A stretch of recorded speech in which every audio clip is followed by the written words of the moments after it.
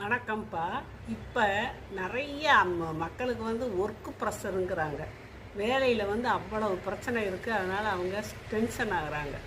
Tension ஆகும்போது BP, sugar, இந்த தொப்பை வைக்கிறது, அப்புறம் உடல் எடை அதிகரிக்கிறது, இதெல்லாம் வருது. அப்படிங்கும்போது இப்படியே இருந்தால் எப்படி ஆகிறது வாழ்க்கை? அதனாலேயே சின்ன வயசுலேயே ஹார்ட் அட்டாக் பட்டு பட்டுன்னு பிள்ளை குட்டிகளெல்லாம் விட்டுட்டு போயிடுறாங்க.